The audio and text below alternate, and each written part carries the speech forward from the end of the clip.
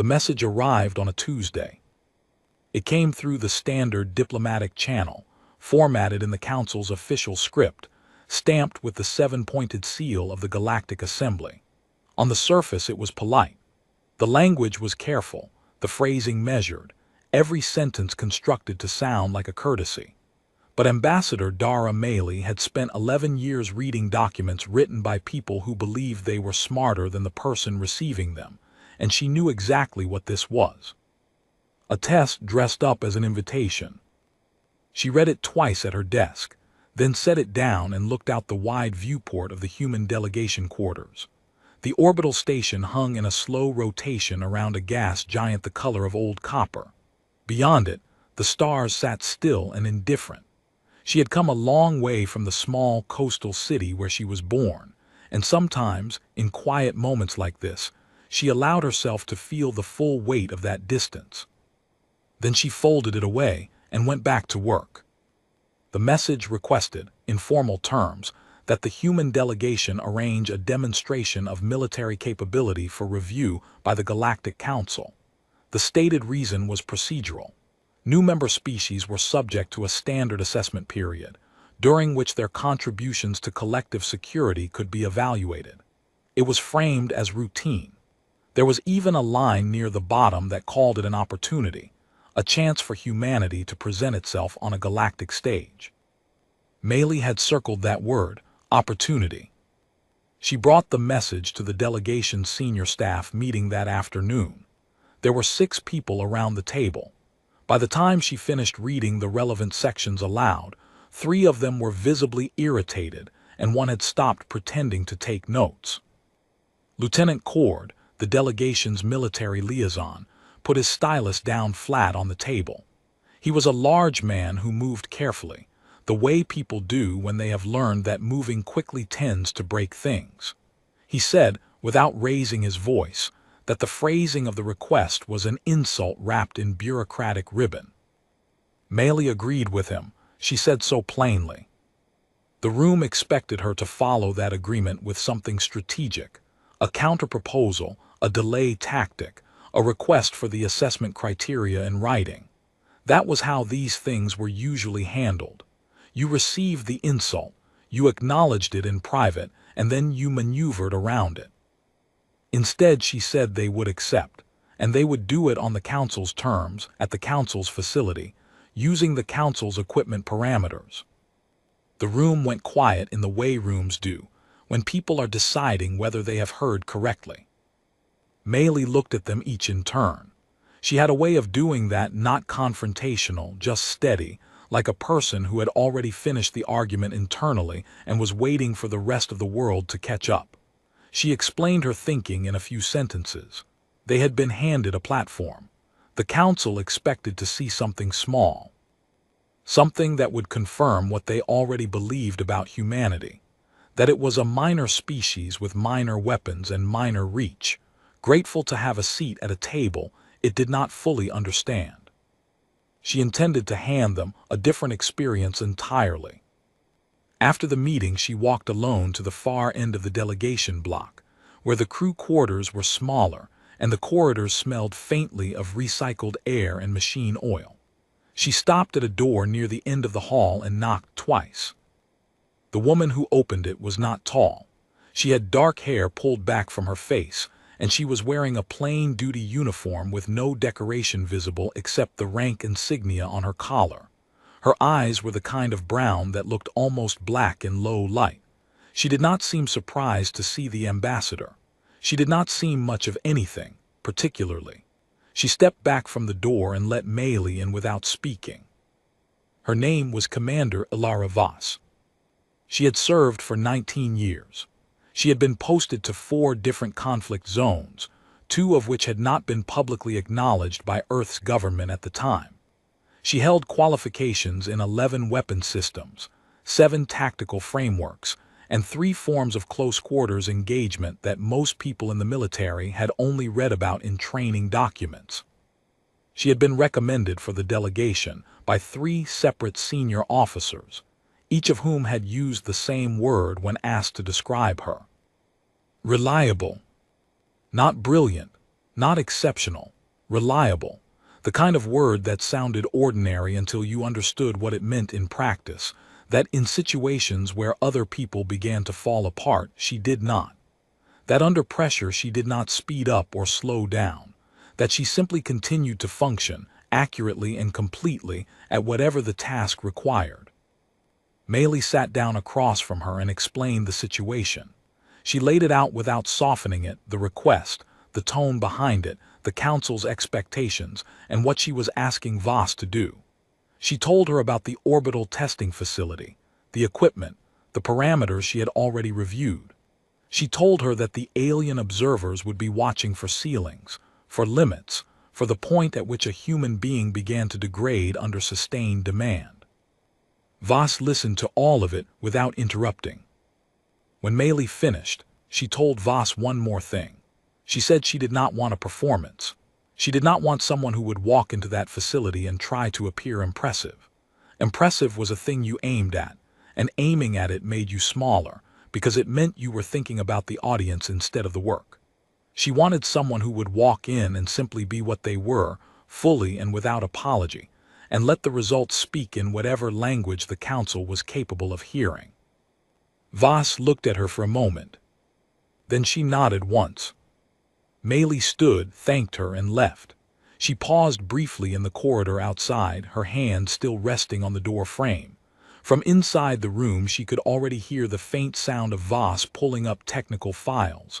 Not the weapons systems, the facility schematics, the environmental parameters, the rating benchmarks of the platform itself. She was already working. Back in her own office, Maylee drafted the formal acceptance. She kept it short. The council had asked for a demonstration, and the human delegation was pleased to provide one. No additional conditions, no special requests, no particular needs. She sent it before the hour was out. The reply came back within minutes, faster than the usual diplomatic timeline, which meant someone on the council side had been waiting for it. The confirmation was brief and formal. The demonstration was scheduled for 6 days out.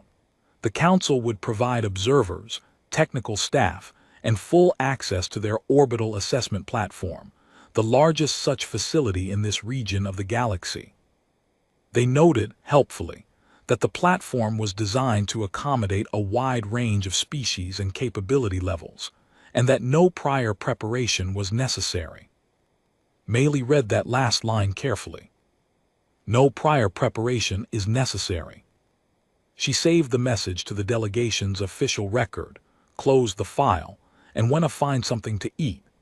Outside the viewport, the gas giant turned slowly in the dark, its storm systems churning in patterns that had been moving for 10,000 years, indifferent to every vessel that passed above them.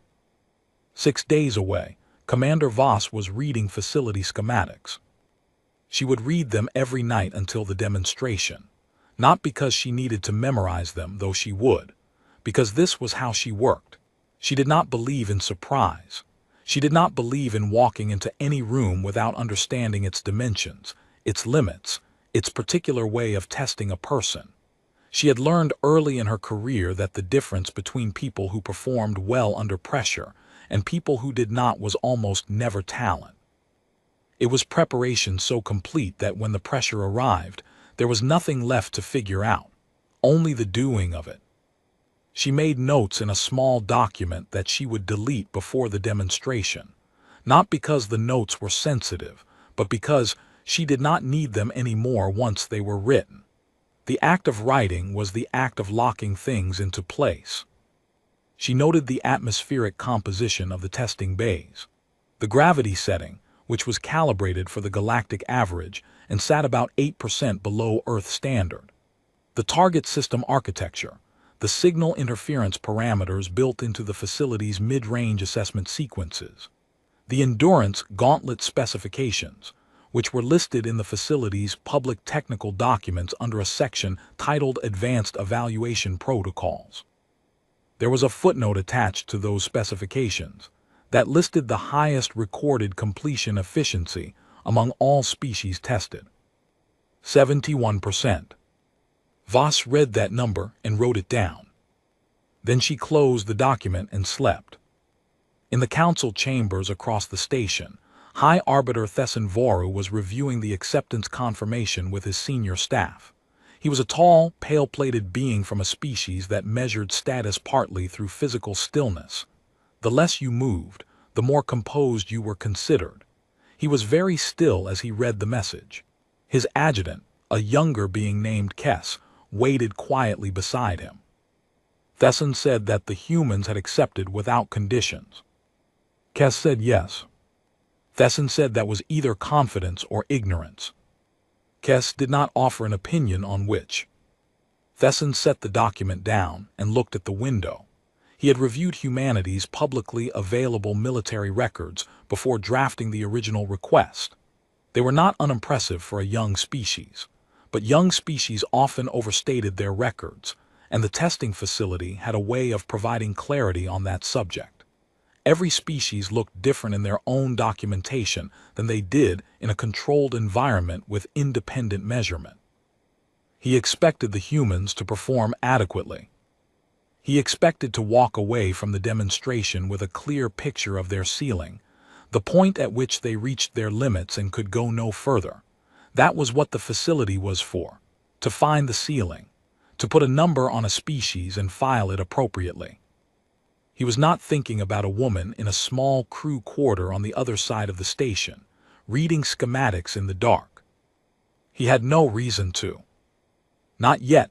The transport that carried Commander Voss to the orbital testing facility was a council vessel.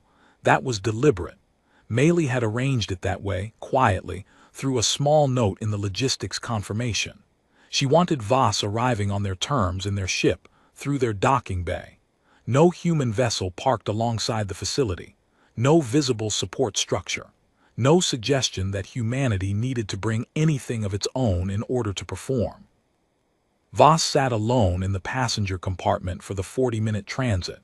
There were 2 council technical staff members at the front of the cabin, there to escort her through the facility's intake process. They spoke to each other in their own language for most of the journey. Occasionally, one of them glanced back at her with the particular look that people give when they are trying to be subtle about their curiosity and failing. She did not acknowledge them. She sat with her hands resting on her knees and watched the facility grow larger through the viewport. It was an enormous structure, a long central spine with 8 radial arms extending outward, each one housing a different category of testing environment. The outer hull was a dark composite material that absorbed most of the light that hit it. It looked less like a facility and more like something that had been grown rather than built. It was, by any measure, an impressive piece of engineering. Voss looked at it the way she looked at most things, steadily, without expression, filing away what was useful. The docking process took 12 minutes. She was met at the airlock by a facility coordinator named Vel, a narrow-bodied being with 4 upper limbs and a crest of pale sensory filaments along the crown of its head. Vel spoke passable human standard and greeted her with the brisk efficiency of someone who had processed many visitors and did not intend to waste time on ceremony. Vel told her the observer gallery would be occupied by 14 council representatives, including 2 senior arbiters and several members of the Joint Military Oversight Committee. It told her that the session had been allocated a full half-cycle of facility time, roughly equivalent to 4 human hours. It told her that the equipment would be calibrated to standard galactic parameters, and that no adjustments had been made for human-specific physiological requirements. Voss said that was fine. Vel paused, as if waiting for a follow-up, a question, a request, some indication that the human had concerns about the parameters she had just been handed. Other species asked questions at this stage. They asked about the calibration tolerances and the atmospheric mixture, and whether the gravity setting could be shifted half a point in their favor. Even species that performed well on the range asked questions, because asking questions was a way of signaling that you understood what you were walking into. Voss did not ask questions. Vel made a small note on its assessment tablet and continued the walk. The observer gallery sat above the primary testing floor, separated by a wide panel of transparent composite material that allowed an unobstructed view of the range below. By the time Voss arrived at the equipment intake area, most of the observers had already taken their seats above. She could see them through the transparent panel without looking up, a row of varied shapes and colors, some seated in the standard chairs, others using the alternative platforms the facility provided for species with different body structures. High Arbiter Voru was in the center of the front row. He had brought his adjutant Kess, who sat slightly behind and to his right with a recording tablet already active. Around them, the other observers settled in with the relaxed manner of people attending something they expected to find informative but not surprising. Two of them had brought refreshments. One was speaking at length to a colleague, gesturing toward the range floor with the air of someone already explaining what they were about to see. None of them were looking at Voss. She was at the equipment station, working through the intake checklist with the range officer, a stocky, four-legged being named Drun who had been running assessments at the facility for longer than most of the observers had been in their current political positions. Drun had seen hundreds of species come through the intake.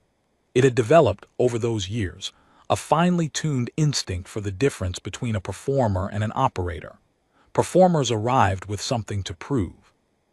You could see it in the way they handled the equipment during intake, the way they checked their own posture, the way their energy ran slightly ahead of the moment. Operators arrived ready. Drun watched Voss move through the equipment check and said nothing. It handed her each item in sequence, and she examined each one with a brief, thorough attention that was neither rushed nor lingering. When she found a minor calibration irregularity in the secondary sight alignment on the fourth weapon system, she noted it aloud without any particular emphasis, the same way she might note that a door was slightly ajar. Drun corrected it. Voss moved on. When the intake was complete, Drun asked her if she wanted a few minutes before the session began. She said she was ready now, if the range was set. Drun looked at her for a moment. Then it activated the range systems and notified the observer gallery that the demonstration was beginning. Above the floor, the observers settled. The two who had been talking fell quiet. The one with refreshments set them aside. Voru folded his upper limbs in the particular configuration that, for his species, indicated formal attention. Beside him, Kess ensured the recording tablet was properly oriented. The first sequence was precision targeting. The range generated a series of targets at variable distances, beginning at close range and extending outward in measured increments, with atmospheric interference introduced progressively at each stage. The interference was not random. It was precisely calibrated to degrade targeting accuracy in a predictable curve. Every species that came through the facility showed that curve. They began well and degraded as the interference increased. The question was never whether the degradation would happen. The question was where the curve began to steepen. Voss took her position at the firing line. She looked at the range for approximately 3 seconds. Then she began. The first sequence ran for 20 minutes. She moved through the distance increments without pause between stations, adjusting for the interference variables manually rather than using the automated compensation system the facility offered. Drun noticed this from the range officer's position and made a quiet note. Using manual adjustment was slower in theory. In practice, for an operator who knew what they were doing, it was more accurate, because the automated system compensated based on averages and manual adjustment compensated based on the specific conditions of the specific shot. She was not shooting for averages. By the midpoint of the first sequence, the gallery had gone through a small but noticeable shift. The observers who had been watching with the polite, evaluative attention of people reviewing a procedure had started watching differently, not leaning forward, that would come later, but quieter. The two who had been talking earlier had not resumed their conversation. The one who had brought refreshments had not returned to them. Thesson watched without speaking. He was still. His species expressed composure through stillness, and he was making no visible movement, which meant, by the standards of his culture, that he was presenting an image of perfect calm. Kess, who had worked alongside him for 6 years and could read the small signals that the stillness concealed, noticed that his crest had shifted by a fraction, a physiological response to heightened attention that Thesson could not entirely control. Kess said nothing about it. It kept recording. The first sequence ended. Drun read the scores from the assessment system and then read them again, because the first reading had produced a number that did not match its expectations. The second reading confirmed the first. It transmitted the scores to the gallery display without comment. The gallery received them without comment either. For a moment, nobody spoke. Then one of the junior observers, a young being from a species known for its mathematical culture, leaned toward its neighbor and said something in a low voice. Its neighbor looked at the display, then at the range floor, then back at the display. Voss was already at the station intake for the second sequence, reviewing the parameters for the next set. She had not looked at the scoreboard. Thesson finally spoke. He addressed Kess without turning his head, in the low, precise tones of a being who was asking a question it was not yet ready to ask openly. He wanted the baseline comparative scores for the first sequence, the top 5 non-human performances in the facility's records for that specific sequence, under those specific parameters. Kess pulled them from the facility database and displayed them quietly on a secondary tablet, angled so only Thesson could see. Thesson looked at the numbers. He looked at the range floor where Voss was preparing for the second sequence. He looked at the numbers again. He did not share them with the observers on either side of him. He reconfigured his upper limbs into a slightly different position, one that Kess recognized, after 6 years, as the configuration Thesson adopted when he was revising an assumption he had made in advance of a situation and did not yet want anyone to know he was doing it. Below on the range floor, the second sequence began. Voss moved into it without ceremony, without adjustment to her pace or her posture. She had the same expression she had worn during the intake, during the transport, during the first sequence. Focused, unhurried, present. The observers watched her. Somewhere above the facility in the slow and indifferent dark, the gas giant turned. And in the observer gallery, without anyone quite deciding to do it, the refreshments stayed where they had been set aside, untouched, for the rest of the session. The second sequence was movement and targeting combined. It was designed to introduce physical demand alongside precision. The operator was required to move between positions on the range floor while maintaining accurate fire on targets that shifted location and distance simultaneously. The interference variables from the first sequence remained active. New ones were added. The floor itself changed configuration at intervals, panels rising and dropping to create obstacles and elevation changes that forced the operator to adapt in real time. Most species slowed down during this sequence. That was expected and accounted for in the scoring. The combination of physical movement and precision targeting created a cognitive load that degraded one or the other. Either the movement became less efficient as the operator focused on accuracy, or the accuracy dropped as the operator prioritized movement. Finding the balance between the two was the point of the sequence. The facility's scoring system measured how well an operator distributed their attention across both demands simultaneously. The record for this sequence was held by a species called the Vreth, tall, four-armed beings with redundant visual processing that allowed them to track multiple inputs without the attentional cost that most species paid. They had set their record 11 years ago, and it had not been approached since. The Vreth were considered, by general consensus among the Council's military analysts, to be the most naturally capable ranged operators in the assessed portion of the galaxy. 2 Vreth observers were present in the gallery. They watched with particular attention as Voss moved into the second sequence. She did not approach it the way the Vreth would have approached it, or the way any of the other top-performing species would have approached it. She did not attempt to split her attention evenly between movement and targeting, which was the standard optimal strategy for species with single-focal visual processing. Instead, she moved in short, deliberate bursts, covering ground quickly between positions, then settling into momentary stillness at each new position before firing. The stillness lasted less than a second at each point, but in that fraction of a second she was completely stopped, completely stable, and the shot she took from that stillness was taken with the full weight of her attention behind it.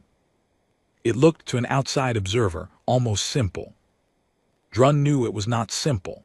What Voss was doing required a precise internal model of the range, the timing of the floor panel changes, the target shift intervals, the specific windows within the sequence where movement was sustainable and where it was not. She had reviewed the facility schematics for 6 days. She had built that model in advance, and she was running against it now, not against the sequence as it appeared in real time, but against her own prior knowledge of how the sequence would unfold. She was not reacting. She was executing a plan she had already completed before she walked onto the floor. Drun had been running assessments for a very long time. It had never seen an operator do that with their preparation time. The sequence ran for 30 minutes. When it ended, the scoring system processed the results and posted them to the gallery display. The number that appeared was above the Vreth record by 4 points. In the gallery, the 2 Vreth observers went very still. They were a species that communicated significant information through physical positioning, and Drun, from long experience with the species, could read the posture shift clearly even from the range floor. They had arrived expecting to watch a young species perform within known parameters.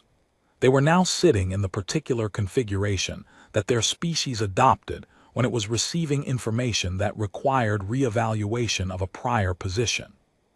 They did not speak. They watched the range floor. Voss was already at the transition station, reviewing the parameters for the 3rd sequence.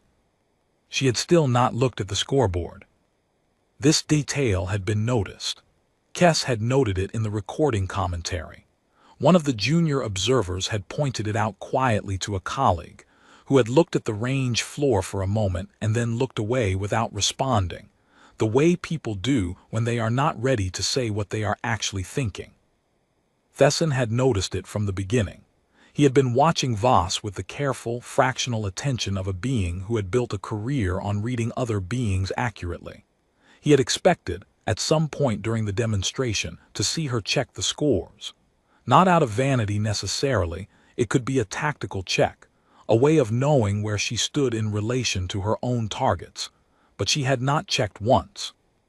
She was moving through the demonstration the way someone moves through a list of tasks when the outcome of each task is already known to them, not assumed, known. That distinction was not a comfortable one to sit with. The 3rd sequence was scenario-based. It introduced a simulated operational environment. Multiple targets of varying classification appeared across the range simultaneously, and the operator was required to prioritize and engage them in the correct order based on threat assessment. Wrong prioritization was scored as a failure regardless of accuracy. The sequence was designed to test decision-making under pressure rather than pure technical capability. It rewarded operators who could think clearly when the environment was actively working against clarity. The range darkened for this sequence.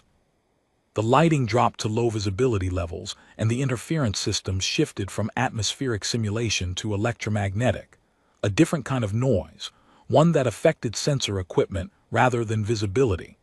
Operators who relied heavily on their weapon systems targeting assistance found this sequence significantly harder than the earlier precision work. The assistance became unreliable. The operator had to compensate. Voss had noted in the schematics she had reviewed that the electromagnetic interference in this sequence operated on a specific frequency cycle. The cycle was not random. It was not designed to be random. It was designed to mimic a realistic battlefield interference pattern which meant it had a structure. It pulsed. And if you knew the timing of the pulse, you knew the windows within which your equipment would function cleanly, and the windows within which you needed to rely on your own assessment rather than the equipment's. She had mapped the cycle in her notes 6 days ago. She had deleted the notes 4 days ago, when she no longer needed them. The scenario populated the range with 17 targets across 4 classification levels. The highest threat targets were not the largest or the most visible. 2 of them were positioned at the edge of the range in low visibility zones, easy to overlook if your attention was being drawn by the more prominent targets in the center. Every species that came through this sequence lost points on the edge targets. They were designed to be missed. That was the trap in the sequence, and the scoring accounted for it by weighting the edge targets at 3 times the value of the center targets. Voss engaged the center targets in correct priority order within the first 40 seconds. Then she moved to the edges. In the gallery, the member of the Joint Military Oversight Committee who had been speaking at length when Voss arrived, the one who had been gesturing toward the range floor and explaining what they were about to see, had not spoken in 40 minutes. He was a senior figure, old enough to have participated in 3 formal capability assessments of newly admitted species.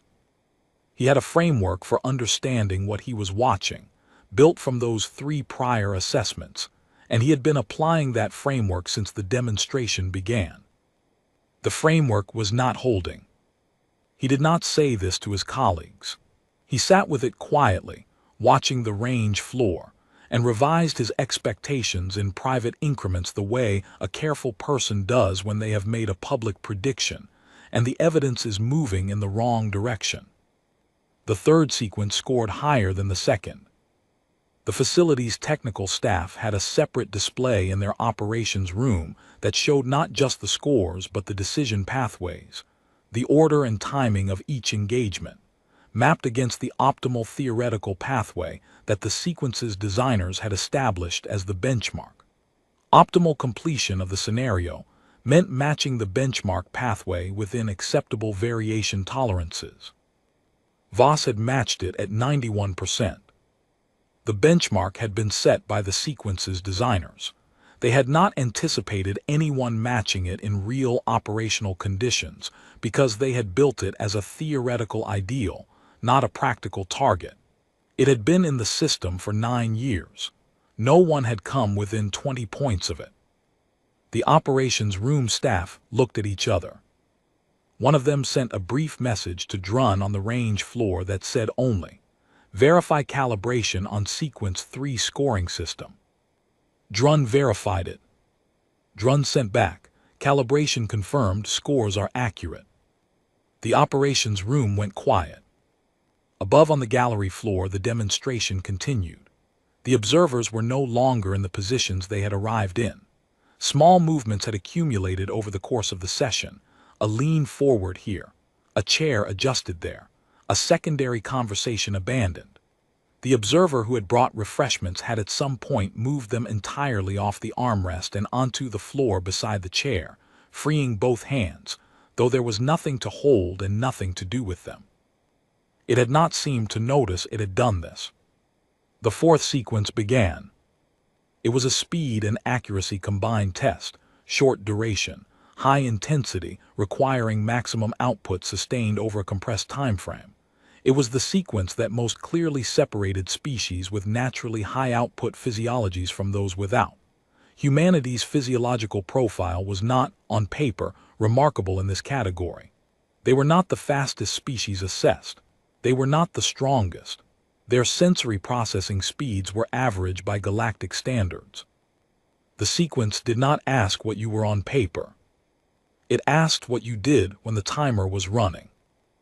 Voss completed it above the facility record by a margin that one of the operations staff later described, in a private message to a colleague at a different facility, as not a margin but a different category entirely. When the fourth sequence ended and the scores posted, Thesson Varu finally spoke in the gallery. He addressed no one in particular.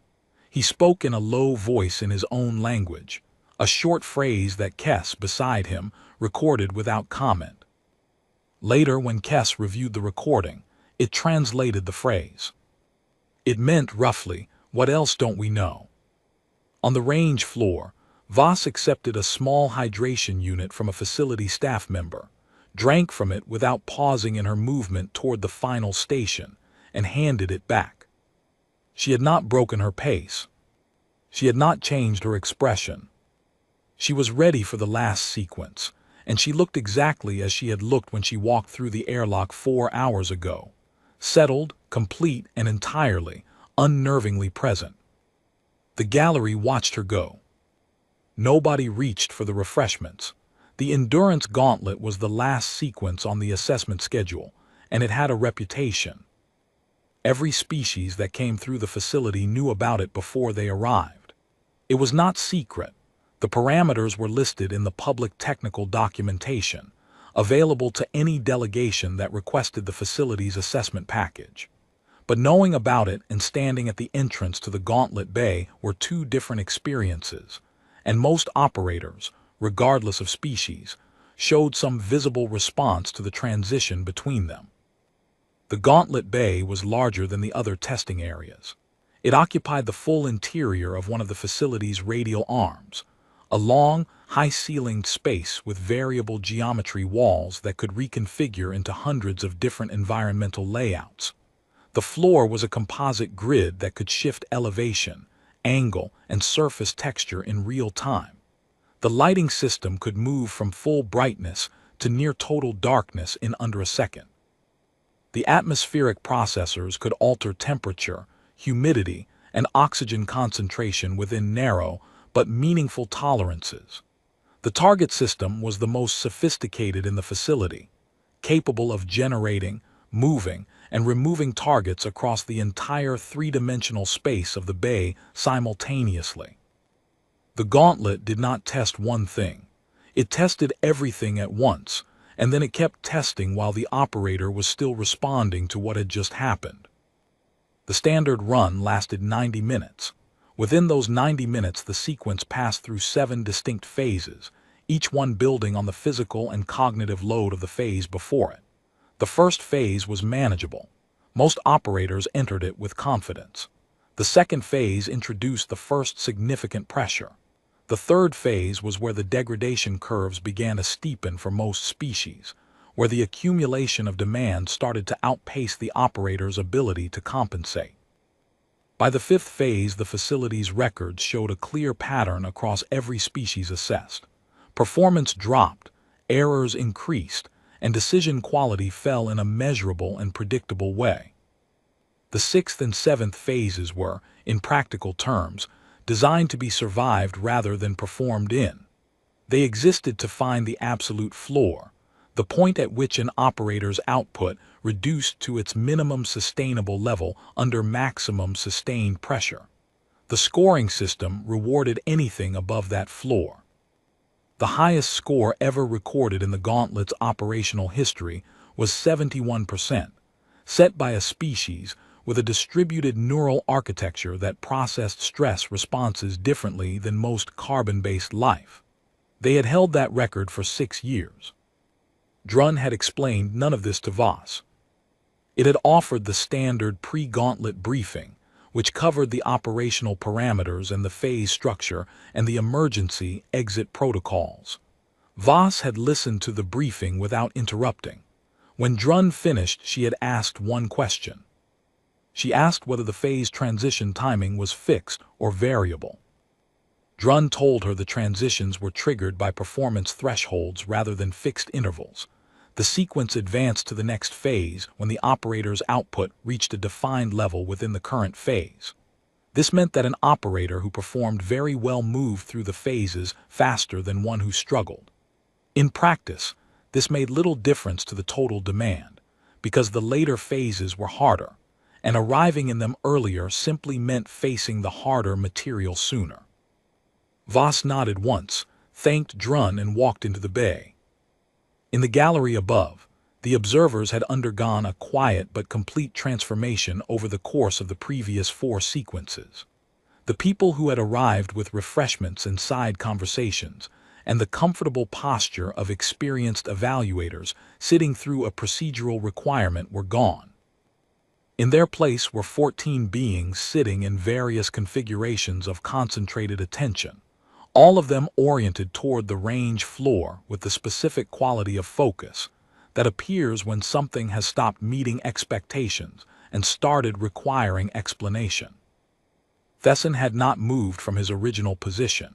He was still in the formal attention configuration he had adopted at the start of the demonstration, but the quality of his stillness had changed. At the start, it had been the composed stillness of a senior official performing the role of attentive observer. Now it was something different, the stillness of a being that had stopped performing anything and was simply watching, because watching had become the only thing that seemed worth doing. Kes kept the recording active and said nothing. The two Vreth observers had repositioned twice during the earlier sequences.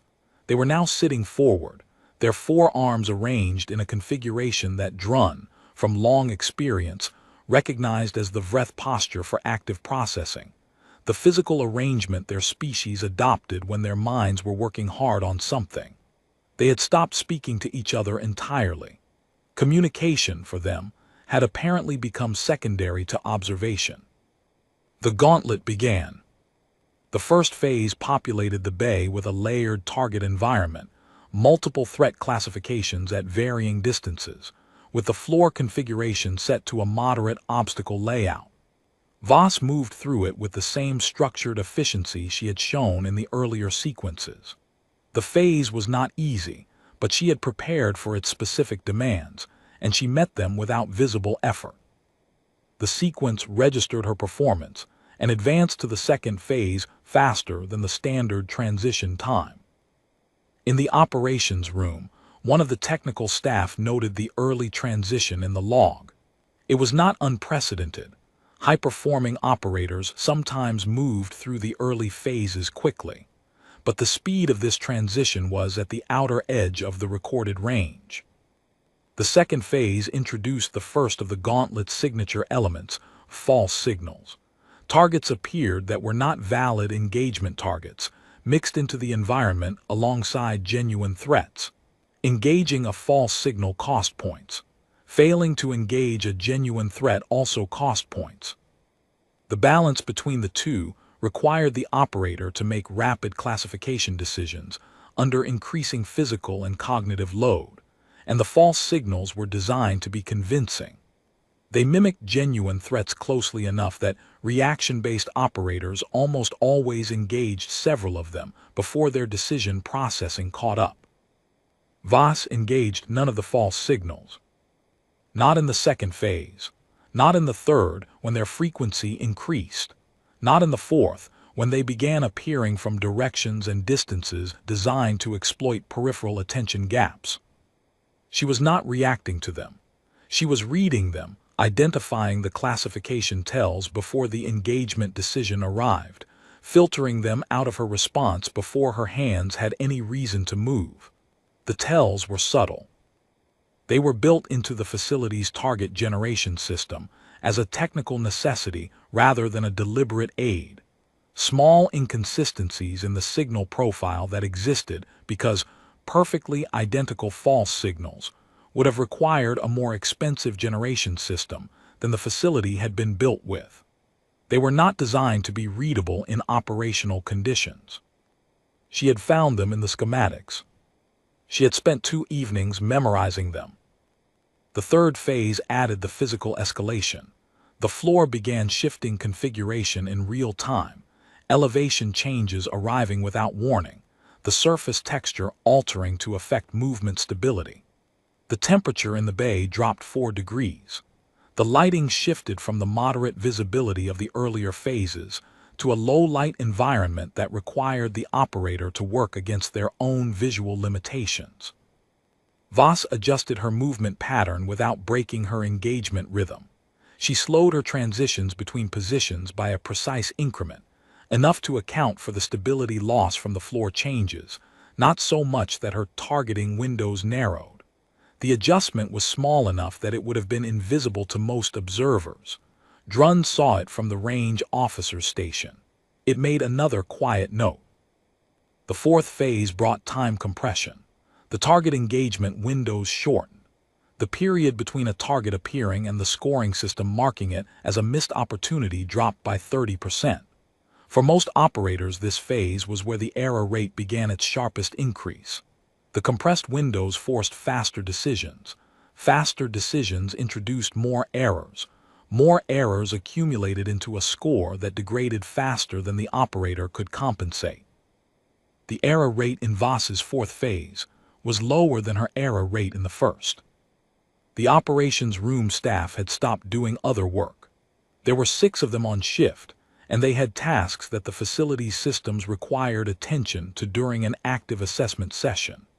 Those tasks were being handled by the automated monitoring systems now, because the 6 staff members were at the primary display watching the gauntlet scores update in real time. The fifth phase was where the record holder had begun to show the upper limit of their capability. The Vreth species, with their distributed neural processing, had maintained strong performance through the fourth phase, and into the fifth before their scores began the slight but measurable decline that had ultimately resolved into the 71% final record. It was at this point in the gauntlet that the facility's designers had expected the hard ceiling to appear, the phase where the demand exceeded any organic system's capacity to fully compensate, and survival of the sequence became more relevant than performance within it. Voss entered the fifth phase. Her scores did not decline.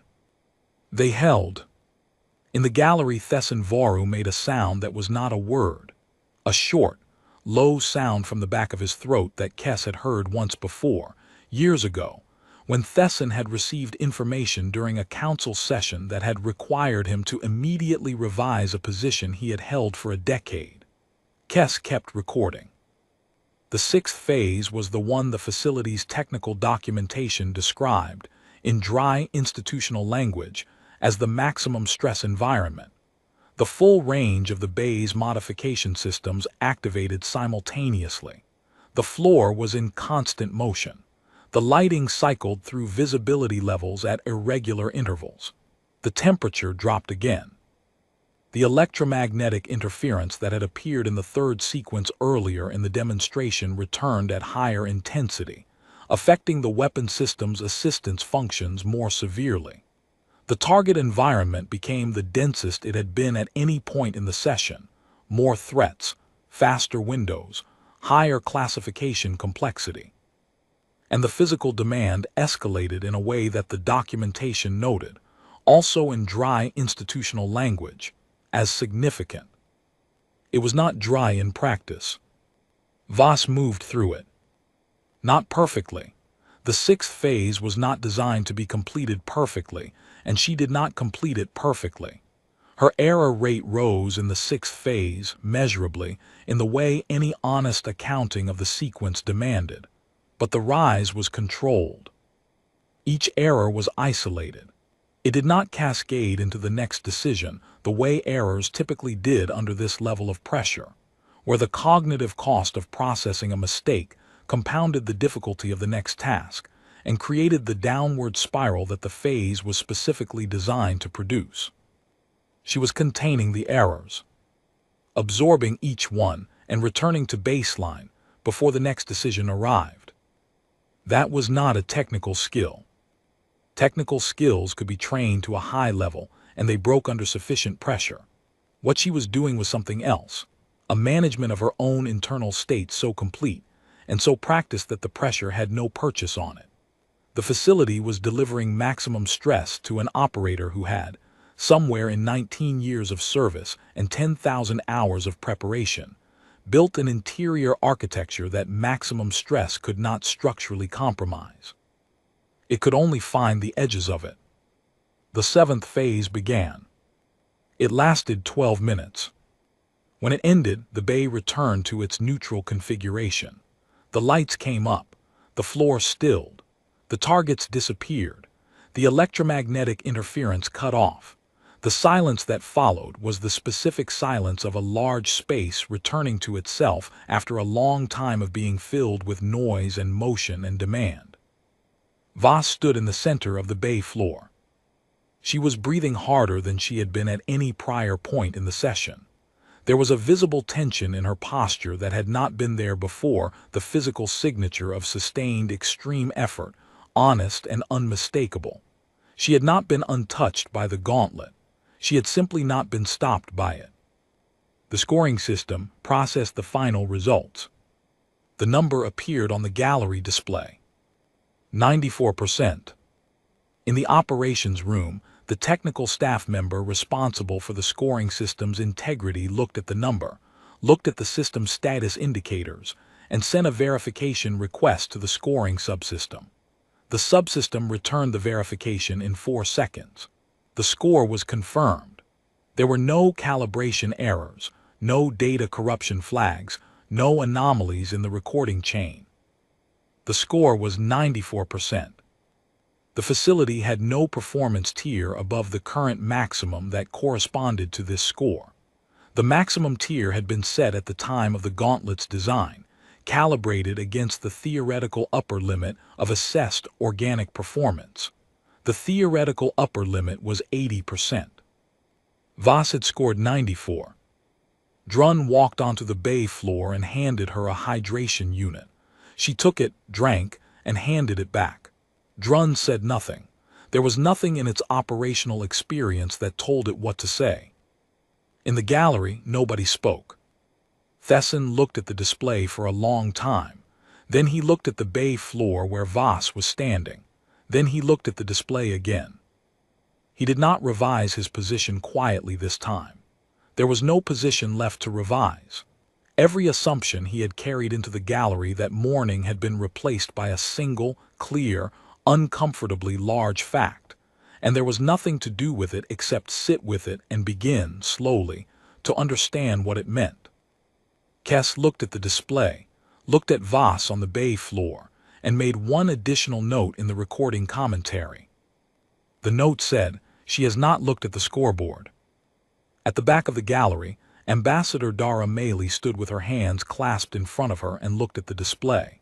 She had been watching the observers for most of the session rather than the range floor. She had seen what she needed to see.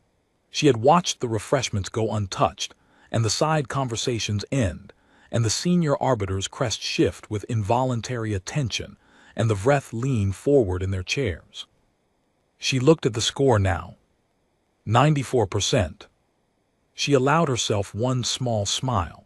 It lasted for exactly as long as it needed to, and then it was gone, and she was already thinking about the next thing. Below on the bay floor, Voss looked at Drun and asked if the session was complete. Drun confirmed that it was. Voss nodded and began walking toward the equipment return station, her pace the same as it had been when she walked in. The council's closed session was called within 2 hours of the demonstration ending. It was not scheduled.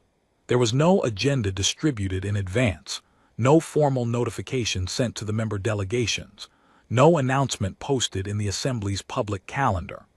Thesson Varu requested the session through a direct channel to the Assembly coordinator, and it was convened in one of the smaller deliberation chambers, a room designed for sensitive discussions, with signal dampening in the walls and no external recording systems. The 14 observers from the gallery filed in along with 6 additional senior council members who had not attended the demonstration, but had received Kess's preliminary report during the transit back from the facility. Thesson opened the session without ceremony. He said that the council had a problem, and that the problem was not what any of them had expected to be discussing when the day began. The room listened. He laid out the results of the demonstration in precise sequence, the way he laid out everything, methodically, without dramatization, moving from the first sequence scores through to the gauntlet result with the careful attention to detail that had defined his career. He did not editorialize. He did not need to. The numbers carried their own weight, and he let them carry it without assistance. When he reached the gauntlet score, he paused. He said 94%. He said it once, and then he let the silence after it do the work. Several of the members who had not attended the demonstration shifted in their seats. One of them asked if the facility's calibration had been independently verified. Thesson said it had been verified twice, once by the facility's own systems, and once by the operations staff manually. Another member asked whether the parameters had been set correctly, whether perhaps the gauntlet had been running at a reduced difficulty level due to a configuration error. Thesson said the parameters had been confirmed at standard settings before the session began, during the session by the range officer, and after the session by the facility coordinator. There was no configuration error. The gauntlet had run at full standard difficulty. The room absorbed this. A third member, an older being from a species that had been part of the council for 300 years, asked the question that was sitting in the center of the room that nobody had yet said aloud. She asked what else humanity was capable of that they had not seen. Thesson said that was precisely the problem. The demonstration had shown them one officer, on one day in one facility, performing one category of assessment. It had not shown them fleet capability, strategic doctrine, sustained operational capacity across multiple theaters, or the full depth of the human military structure. It had shown them a single data point. And that single data point had cleared every benchmark in a facility designed by a coalition of species that had been building weapons and training soldiers for centuries longer than humanity had been aware that other species existed. That was not a small data point. One of the Military Oversight Committee members said that the political implications needed to be considered carefully. Humanity currently held an associate seat in the Assembly. Full political standing required a majority vote from the senior membership. That vote had been scheduled for the following quarter, and the prevailing expectation among the membership had been that it would pass narrowly, with several abstentions from members who considered humanity too young and too unknown to merit full standing. That calculation had changed. The discussion that followed lasted 4 hours. It moved through the implications in the way careful political bodies move through uncomfortable information, slowly, with many returns to the same points from different angles, with long silences between contributions from members who were revising their thinking in real time and needed the space to do it. The signal-dampened walls held everything inside the room. No aides were present. No records were being kept by design. At the end of the 4 hours, Thesson called for a preliminary position canvass. Not a formal vote, a canvass, an informal reading of where the room stood. He went around the table, and each member stated their current position on the question of humanity's full standing. The canvass was unanimous. Not narrowly, not with abstentions. Unanimous. Thesson noted the result, closed the session, and went directly to his office. He sat at his desk for a long time without activating any of his communication systems. He was a being who had spent 40 years in political work and had learned over those 40 years to hold new information at a slight distance until it had settled into a shape he could work with. He was doing that now. He was sitting with the shape of what the day had produced and letting it settle. It settled into something simple. They had been wrong about humanity, not slightly wrong. Not wrong in the way that all early assessments are wrong because early information is incomplete. Wrong in the way that happens when you look at a thing through a lens that is not built for it and draw conclusions from what you see. They had looked at humanity's short history, its young civilization, its small footprint in the galaxy, and they had drawn conclusions that felt logical. A species that young, that new, that recently arrived to the wider stage. It would be capable, perhaps, but capable within a range that made sense given its context. They had been measuring context when they should have been measuring the thing itself. He activated his communication system and began drafting correspondence. Across the station, in the human delegation quarters, Ambassador Maley received 3 separate messages within the same hour that evening. The first was from Thesson's office, formal, brief, requesting a diplomatic meeting at her earliest convenience to discuss an acceleration of the standing review timeline. The second was from the chair of the Military Oversight Committee, requesting a separate meeting to discuss potential cooperative security arrangements. The third was from the Assembly Coordinator's office, notifying the human delegation that the full standing vote had been moved forward from next quarter to the following week. Maylee read all three messages. Then she set her communication tablet face down on the desk and sat quietly for a moment, looking at nothing in particular. She had been in diplomatic work for 11 years. She had won arguments, brokered agreements, and navigated political situations that had required patience measured in years rather than months. She knew how to hold a win without letting it show in the wrong places, and she knew that what had happened today was not finished. It was a beginning, and beginnings required as much care as the work that produced them. The Council's unanimous position was not the end of anything.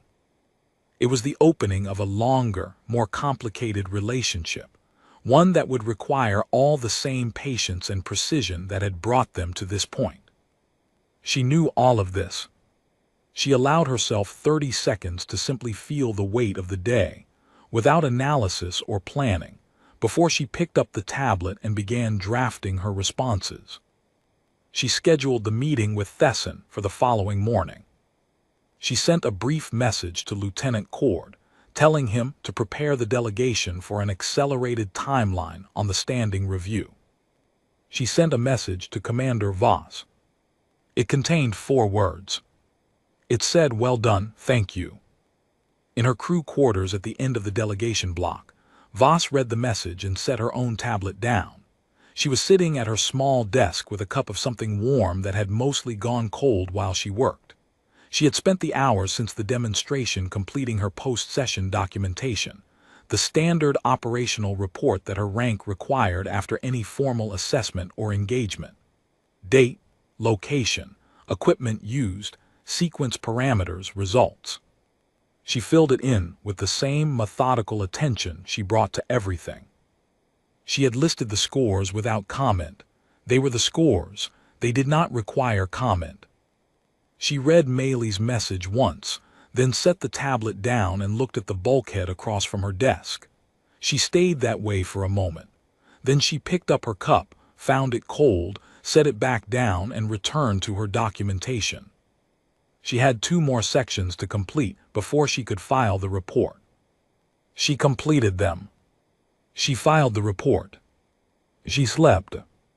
It was Kess who changed everything, though not intentionally and not immediately. Kess had been recording the demonstration from the moment Voss walked onto the range floor to the moment the gauntlet score appeared on the gallery display. The recording was thorough. It captured the range sequences, the scoring system outputs, and the gallery itself, including the observer's reactions at each significant moment. It had been intended as a council internal document, the kind that was filed in the assessment archive and accessed occasionally by analysts preparing comparative reports. Kess reviewed the recording that evening in its own quarters. It watched the full session from beginning to end without stopping. It watched the scores post for each sequence. It watched the gauntlet play out. It watched the 94% appear on the display. And then it watched Voss. It watched her walk to the equipment return station at the same pace she had walked in. It watched her hand the hydration unit back to Drun. It watched her ask if the session was complete, and on receiving confirmation, simply move toward the exit. It watched her face in the moment the gauntlet score appeared. The recording had a gallery-level angle that captured both the display and the range floor simultaneously. The score was visible on the left side of the frame. Voss was visible on the right. She had not looked at the scoreboard. She had never looked at the scoreboard. Not once in 4 hours, not after any sequence, not after the gauntlet result that had made 14 senior council members go silent in their seats. She had simply moved on to whatever came next, as if the records were items on a list that had been checked and set aside. Kess sat with this for a long time. Then it made a decision that it had not planned to make, and would not have predicted itself making if asked that morning. It sent the recording to a public distribution channel. Not the full 4 hours. A segment, 23 minutes, carefully selected. The final 8 minutes of the gauntlet, the moment the score appeared, and the 30 seconds that followed. It included the gallery in the upper frame throughout. It included Thesson's face when the number posted. It included the Vreth observers leaning forward in their chairs. It included the untouched refreshments on the floor beside their owner's seat. And it included, on the right side of the frame, Voss walking to the equipment return station. Not looking at the scoreboard. Kess filed the leak under an anonymous routing tag and went to sleep. By the following morning, the recording had reached 47 inhabited systems. By the end of that day, it had reached 412. The image that traveled farthest was not from the gauntlet footage. Someone had extracted a single still frame from the gallery recording, the exact moment the 94% appeared on the display. In the left portion of the frame, the number was clearly visible on the scoring display. In the right portion of the frame, Voss was walking away, her back to the board, already moving toward the next thing. That image moved through every major distribution network in the assessed portion of the galaxy within 72 hours. It appeared on information channels that covered politics, on channels that covered military affairs, on channels that covered science and culture, and whatever category of content sits at the intersection of all three when something happens that does not fit neatly into any single one. People wrote about the score. People wrote about what the score meant technically, what it implied about human physiological capacity, what it suggested about human training doctrine and preparation methodology. Analysts produced assessments. Military commentators produced breakdowns. Academic institutions in 3 different species, educational networks filed requests with the Council for access to the full assessment data. But mostly people looked at the image. The number on the left, the woman walking away on the right, the particular angle of her shoulders, which were not the shoulders of someone who had just done something extraordinary. They were the shoulders of someone completing a task, moving to the next item, already past it. One commentator wrote that the image was not really about the score. The score was remarkable, but it was a number, and numbers, however large, were ultimately comprehensible. What was harder to comprehend, she wrote, was the woman who had produced the number and then walked away from it without a backward glance, as if records existed to be set and then left behind, and the setting of them was simply part of the work. That piece was shared more widely than the score analysis. In the council chambers the following week, the full standing vote took place on schedule. The session was brief. The vote was called, cast, and recorded in less time than the procedural formalities required. The result was not announced as a formal outcome until the standard declaration period had passed, but everyone in the assembly knew what the canvas had produced 3 days before. Unanimous. Humanity was granted full political standing in the Galactic Assembly on a morning when the gas giant outside the station was turning through a slow storm system that had been moving for 10,000 years.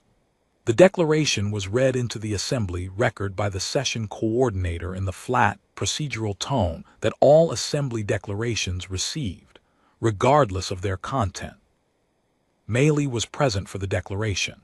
She stood with the delegation in the assembly floor's designated area for newly elevated members and listened to the coordinator's voice, read the terms of full standing into the permanent record. Around the floor, the senior members of the assembly watched.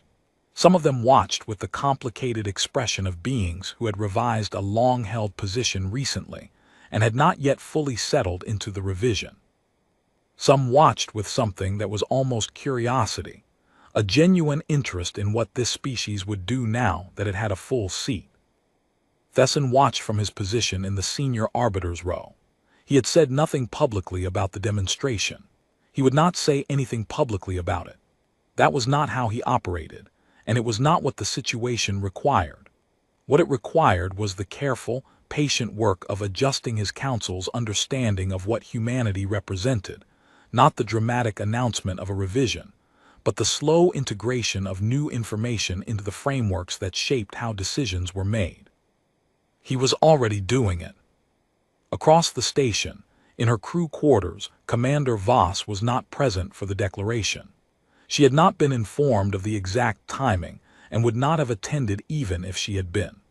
She was completing a different piece of documentation, a training assessment for a junior officer in the delegation's security staff who had requested feedback on her range qualification results.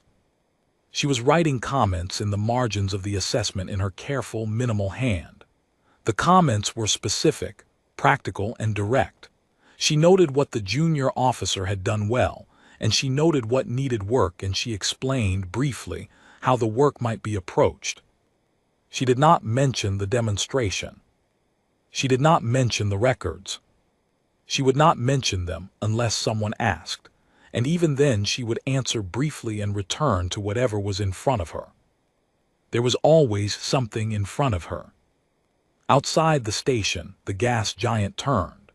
Its storms moved in their ancient patterns, indifferent to declarations and records and the slow reordering of political assumptions that happens when a species turns out to be something other than what it appeared. The galaxy went on. Humanity had a seat in it now, a full seat, earned not through argument or negotiation or the careful presentation of a case, but through a woman who had walked into a room, done her work, and walked out again without looking back. That was the story the image told.